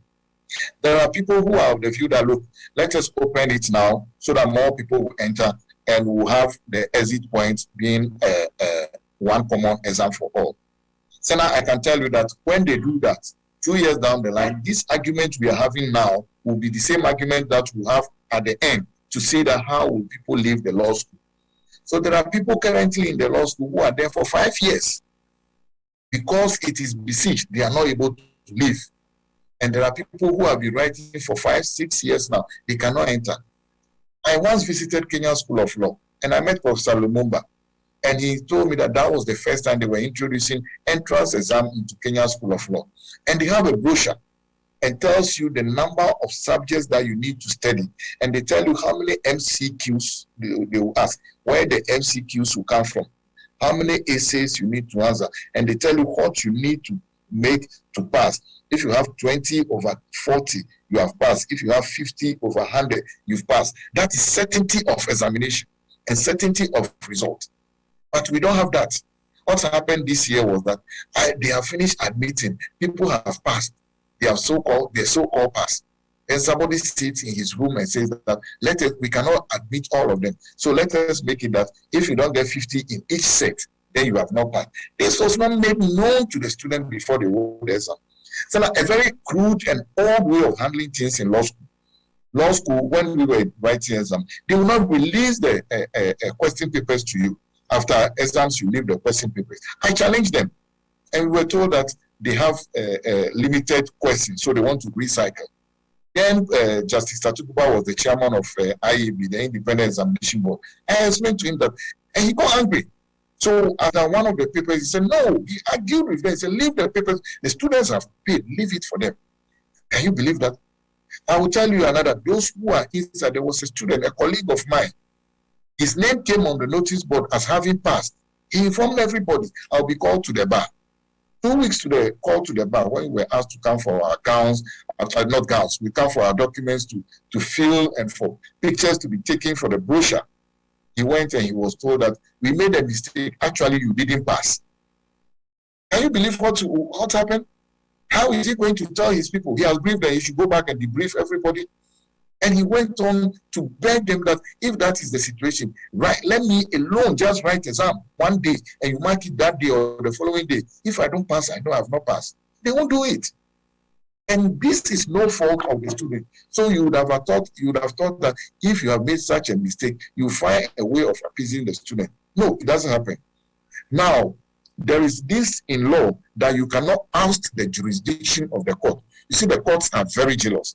You cannot make a law to say that nobody can go to court. One, it's a constitutional provision that we must all have access to the court, access to justice delivery. It's a constitutional right that we must all enjoy. Yet, before you take an examination into Ghana School of Law, you need to sign away that your right. That no matter the outcome, I am not going to challenge the results of Ghana School of Law entrance exam. No, that is bad. You are saying that before you write an entrance exam with the Ghana School of the Law, you have to sign, you have to agree to waive the right to seek a review of the decision of the Ghana School of the Law. Exactly. Are you not sure? Yeah, that sounds because you are signing a waiver. Yes, so even the people who are supposed to hold the law are trying to say this type of thing to us. People who are supposed to be the citadel, the knowledge, the epoch, the highest point of knowing the law and having the law to protect all of us, are asking you to do that. So wherein lies the thing that you are being taught? And until recently, you are taught in the law school to be like a roasted corn, to squeeze, not to be like popcorn, to squeeze, so you don't make noise. So until recently, nobody makes noise. If you make noise, you will never be called to the bar. So if you are to sign away such a right, and you go in and you realize that, look, I should have gotten 100%, and they give you 20, there is no way you can challenge them, because you are signed, in your heart of hearts, you will tell yourself, I have signed away that right. And recently, some people challenge them. And you see, I blame generations of Attorney General. If you reach the Legal Profession Act, Section 1.5, it talks about the fact that in the execution of their duties, the minister, who is the Attorney General, shall give direction to the GLC, and they shall comply. I don't think any Attorney General gives them any direction. The Legal Profession Act, like one of our laws, came in the 60s. It's old. It is no more fit for purpose today. So it has to be amended. It has to be changed. That is one. It has to be changed. Then I pray that when NDC gets power, and the Attorney General must make conscious effort that we must have a change in the way legal education is. GLC, which is the General Legal Council, is chaired by the Chief Justice. It has 3 of the most superior justices of the Supreme Court on it. It has retired judges on it. Now, how are you going to take such a group to court? We don't have the type of justice.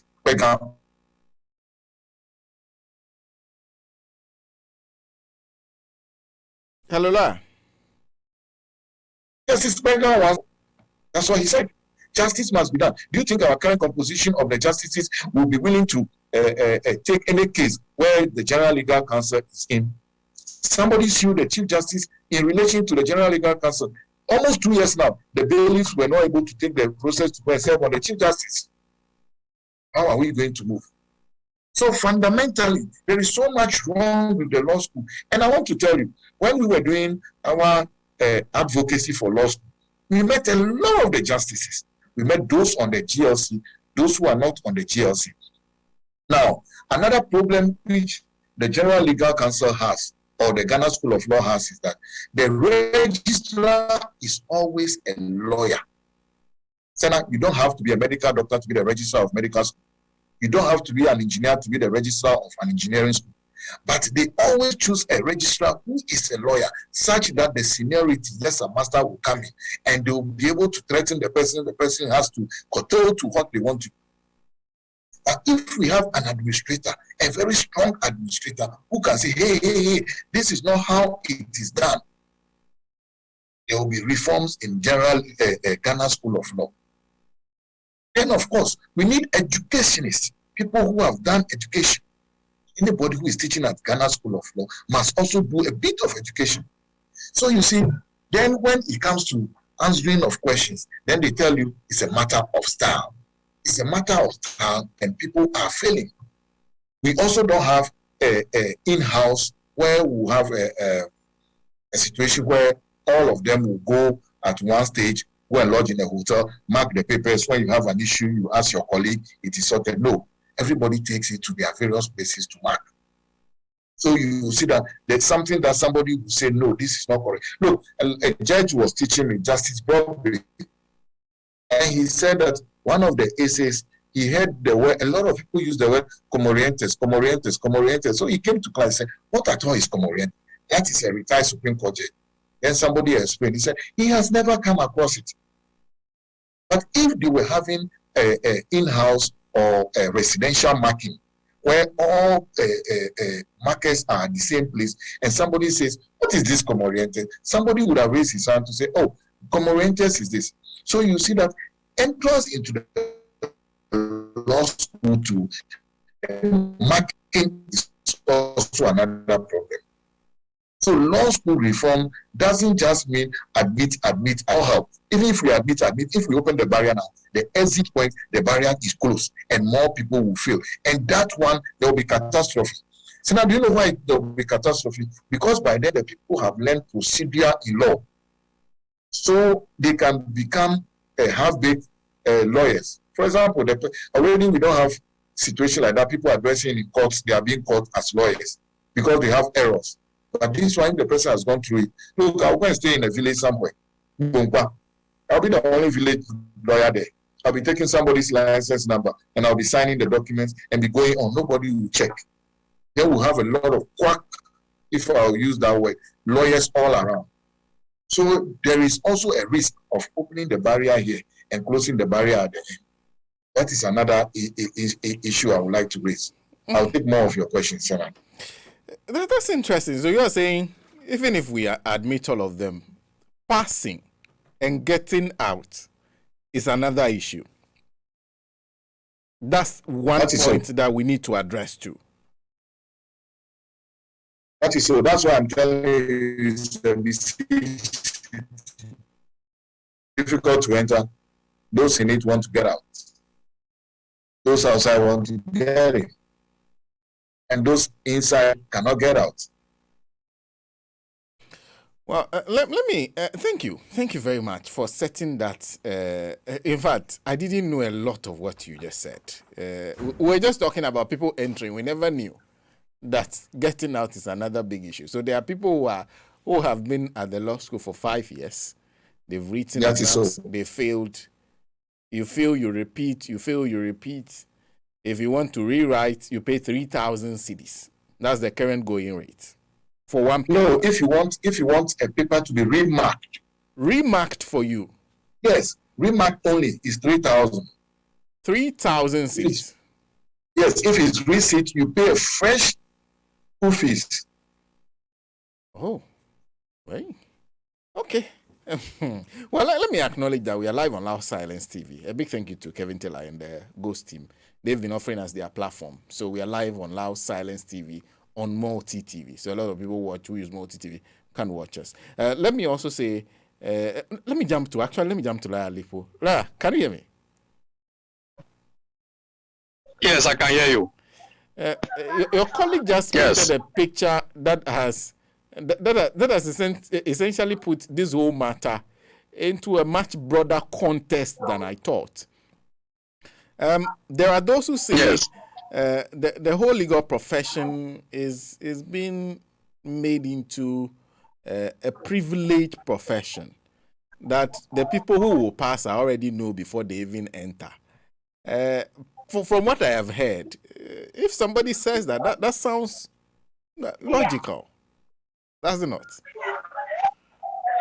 Well, yes, it does. It does sound so. And my colleague has already, in fact, it's a very bleak picture he has painted about the situation in the law school. But you see, I think that the cause for the problem, all the problems, although some of the things he has said today, I'm also hearing them the first time today, especially those who are in there and trying to get out, rushing to get out, and they are not even finding their way to their exit properly because they are also not passing their exams and all of that. But I think that the basic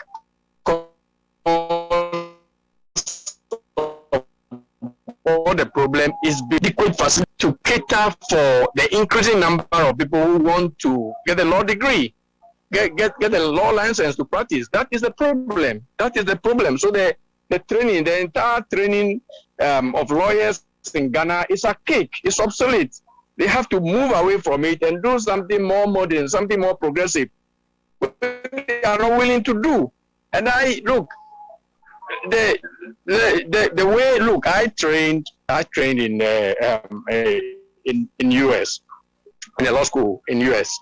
The courses that are studied in the faculties in Ghana, and the courses that are studied in the Makola, that's where they train. They do the professional courses. For instance, I'll give you an example. You have to do criminal law. That is a substantive law, criminal law at the faculty. And then you come and do criminal procedure. That's procedure. You do criminal procedure at Makola. For me, when I was studying law, I did the two courses in the same semester, not only in the same law school, but in the same semester. I did criminal procedure and criminal law the same semester. So what is stopping the rating the courses at the Makola Ghana School of Law into the faculties? That is a problem, because the problem started from when they realized that more and more people want to get a license to practice, and then they don't have the facility to accommodate all of them, and so they begin to rush it. They begin to say that, okay, we shall take this number, and this number should come from it was Legon and Just Tech. So they say, oh, we'll take this number from Tech, and then we'll take this number from Legon. That's how it started. And then private law schools, law faculties begin to mushroom. And then when they mushroom, more and more people are now obtaining the LLB, and they want to go to Makola to train. And so all of them, and so the entrance examination has to be more stringent. And if it has to be more stringent so that they can eliminate more people, because they cannot take care of the people. That is the problem. So once they get in there, I believe that once the problem began from there, that's where the other problems also, including the ones when you are already in the school, and then you're having problems to come out because the exams and all of that, then the independent examination body and all of these things. Look, there's a very simple way out. Restructure the training of lawyers in this country. Try to let the faculties teach all the courses. All the courses are being taught at the faculties right now, including the courses that are being taught at the Makola. Let the faculties teach all of this, even if it will mean that you have to increase the number of years by 1 or 2 at the faculties. You do that. Once people get their LLB from all the various, I have said that then we should, once we do that, once they are teaching both the substantive courses and procedural courses, the ones that are being taught at Makola, they are teaching all of them in the faculties. We will cease to call them law faculties and call them law schools. So we have University of Ghana Law School, University of Kwame Nkrumah University of Technology, blah, blah, blah, Law School, Cape Coast University Law School, King's College Law School. So we have law schools all over. And then when they turn out all the students who would have obtained their LLBs, then the General Legal Council will organize a bar exam for them. You organize a bar examination for them. So General Legal Council, all that they need is the facilities at the law school right now for their examinations. And then they will hire other facilities to accommodate the number of people that may be coming from all the faculties to write. So for me, my recommendation, they will only, General Legal Council will be organizing only 2 exams. The entrance exam of students to the law school, the law faculties, and the law schools in this case, will be the same for everybody. So they set a date, and anybody who wants to enter any of the law faculties in Ghana should write the exams organized by General Legal Council. When you qualify, you choose the law faculty that you want to go to, and then the other exams will be the bar exam. That is when you obtain your LLB. All students who obtain LLB will write the bar exams. And then when you pass, you get your license. They can give a number of times, the number of, specific number of times that anybody can write, so that when you fail 1, 2, 3 times, perhaps you may write up to 5 times. If you don't make it, then maybe you lose the opportunity of writing again.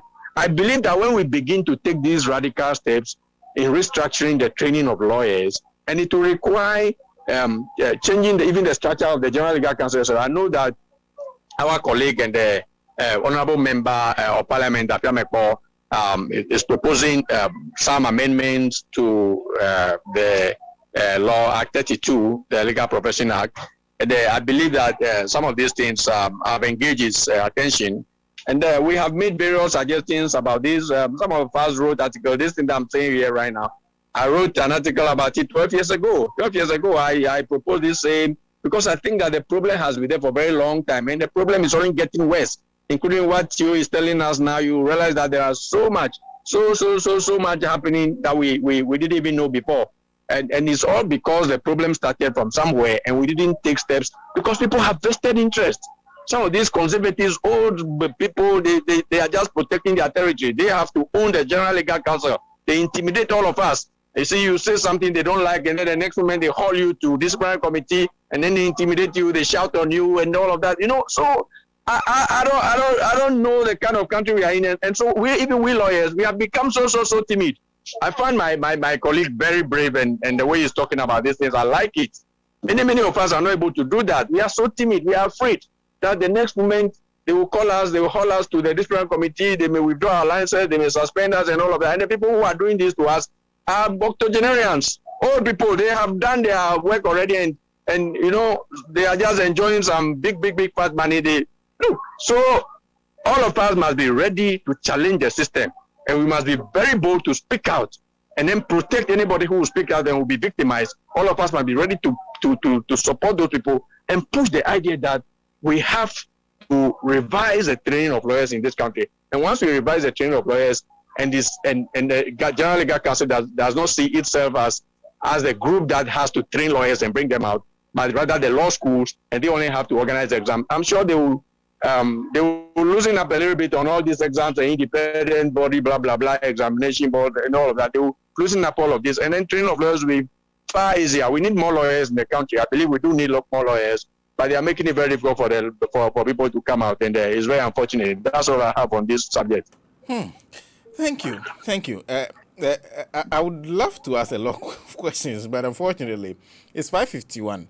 So I will jump to Comrade Ahunija for his thoughts on this. But let me once again say a big thank you to Evan Taylor and the Ghost team. They are provided as their platform on Multi TV. That's Loud Silence TV. So we are currently live on that channel. Comrade, your thoughts? I don't have any thoughts on this, but I've been laughing all along, and I'm hearing very senior lawyers, and I'm afraid for them, especially for lawyer Jiwaga. He's going to get into trouble. After he leaves the studio, he's going to get into trouble because, look, the shrine, he's trying to expose what happens in that shrine called the Ghana Legal Council, and then trying to expose. We shall support him if he gets into any trouble. So I'm really afraid. But lawyer Alifo, you train over here, so probably if you all get in trouble, you may want to run back here and quickly, practice. You can easily practice, just like every lawyer here, since you went to school over here. But these are ridiculous, it's scandalous, and there are simple solutions to all this. And then we have the laws. People who are retired, seniors, intimidating their own colleagues, their students, and their partners. To the extent that, you see, when you hear them, let's find out what is a lawyer Ayeni, Dominic Ayeni now, Dr. Ayeni. He's going to validation. They intimidated him, and now he's lost. Going to mind his business. And if these things are happening, and you are subjecting your students and your sons and nephews and the younger generation through this ordeal, please, education is a right. If we're talking about rights, and then we have talking about the free SHS, what about when you climb up to become a legal professional? And we are not, you see, it's not like we are loaded. The whole barrel is full of lawyers. We can decentralize. We need a local council lawyers, assembly lawyers. We have a number of lawyers who travel from Accra all the way to the villages to go and handle cases. Can't we make it better for the local councils? And we are, everything is Makola, a shrine, Makola. Lawyer measure it clearly. Open it up. You are over here. You don't need to even start law from your bachelor's. You do any course. Critical thinking and criminal justice and political science and history and all that. Provided you can analyze logic, philosophy, criminal procedures. And then after your bachelor's, you get into law school by taking the LSAT. Law school admission test. That's what everybody takes a number of times. And then you can choose a law school and go over there and then practice your call the bar when you pass the bar examination. Why are we making it so difficult for our charging 3,000 Ghana cedis? I'm here. I'm earning dollars. But even telling me in Ghana today that you have to pay 3,000 Ghana cedis. Not the old, 3,000 Ghana cedis for a remarking. Why? I also hear that our students travel outside Ghana. Some of them, they travel outside Ghana, go to Gambia and go to some other places to go and, undertake the course. Then when they come back, they are charged so much, about £5,000 or £3,000 or something like that. Where do you get the money from? To earn an income to get a job? What is that? Well, over to you, lawyers. We can only say a little bit. You need to fight your own fight for the country and for yourselves and for your younger brothers and the upcoming generation. That's all I can say. Thank you. Thank you. Lawyer Jimaga, I just wanted to, because I just listened to Lawyer Lipo, and he has suggested a roadmap. It seems, even with this roadmap, the issue you raise still comes up. The issue of getting in, but getting out. Of course, as I said, look, Sena, Comrade Arija has said it. There were people who had gone to Gambia School of Law and had come back. They had won awards there, but could not get into Ghana School of Law here. Is it not disgraceful? I mean, let's assume that our surplus had become the top of somebody's country, and the top of that somebody's country, we have roped him back, and they have now entered our law school, and they are lawyers. You see, I made a statement that the Independent Examination Board is an animal that nobody knows where it lives. Nobody has ever seen it before. It is secret. So the lecturers, you send a question paper to a lecturer to say, Madam, sir, how do I solve this? And he has never seen how the Independent Examination Board wants the question to be answered. There are a few other things I can tell you. I was deep in, so I know. I was deep in, so I know. Look, I said I visited Kenyan School of Law, and Professor Lumumba. I just said I want to see Professor Lumumba. I said bring him in. I came in, he gave us biscuits, tea, and everything. You can't walk into the director of Ghana School of Law, director of legal education, and say I want to see him. He will not admit you. It will never happen. You need to book appointment. What sort of appointment? To see your head of institution. We are in school and we want to ask for extension of time to prepare adequately for exam, and he says no. Yet we have written to the General Legal Counsel and the Chief Justice, and others have seen the letter, and they are saying, we have received a letter from your students. What is the problem? Should we give them? Then he said, okay, you can give them. Meanwhile, this is Director of Legal Education. For Christ's sake.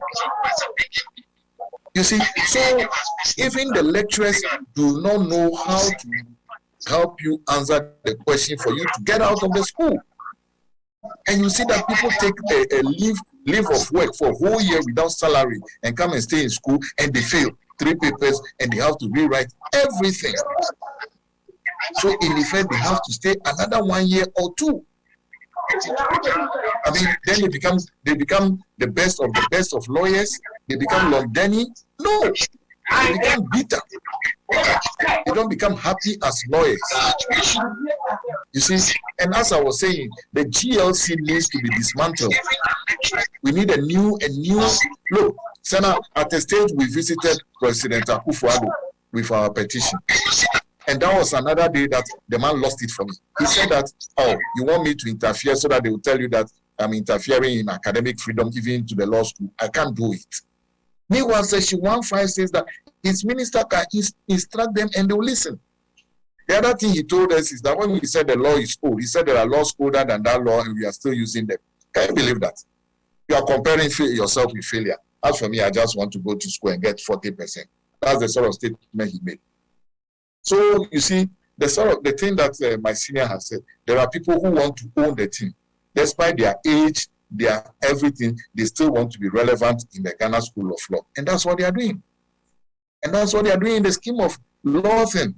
So if I ever have the chance to meet NDC legal people, I will tell them that now, look, let us dismantle this thing. Because Kwame Nkrumah established Ghana School of Law with the view that we will be able to match UK-trained UP lawyers. Now UK-trained and Ghana-trained UP lawyers are still in charge of law in Ghana. Where is the balance?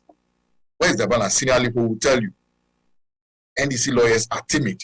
They are afraid. Sena, I'm an engineer in 4 different fields. As Comrade Arija said, if I don't practice law, I'll practice my mining, I'll practice my water resources, I'll practice my civil engineering.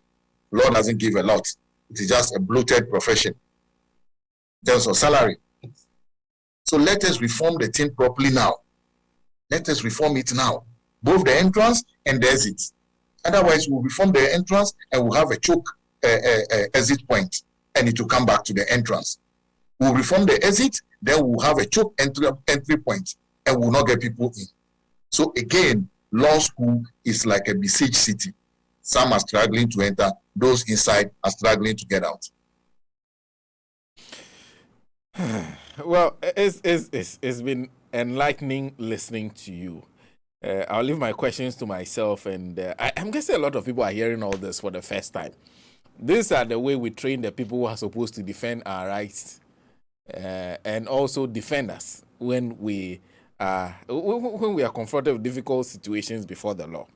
And this is how they go through their education. So next time you see somebody, it is said that somebody has been called to the bar, know that the person is as good as the person coming out of a besieged city. They got out. They've done well. In fact, we should celebrate them. But the solution seems to be clear anyway. They both say it's all a matter of people wanting to own it. If the lawyers do not fight those forces, they will continue to own it, even when they are on their sick beds. Thank you very much for joining us this evening. I'd like to say a big thank you to lawyer Theophilus Jimegan. A big thank you to lawyer Eric Delanyo Alipo, who is the Executive Director of Help Law Ghana. Thank you for joining us. And a big thank you to Comrade Richard Ahunya, as always. It's been an enlightening conversation with the three of them. And of course, a big thank you for sharing your thoughts with us, watching us on Facebook and also on YouTube. And also those of you who watch us on Loud Silence TV. A big thank you to Kevin Taylor and the Ghost team. Now, a big thank you to Emmanuel Owusu, who put this together, along with Comrade Ahunya and all the PR, Conrad Dumba, the rest of the NDC Pro Forum in the UK, US, and of course, NDC Pro Forum in Ghana. A big thank you to all of you. Have a wonderful evening. Enjoy the rest of your evening. Your work starts tomorrow from Monday. So I wish you a fruitful week. Meet us back here same time next week. Let's have a conversation on the issues that of concern to this country. An enlightening conversation. So don't make a date with us. Bye-bye.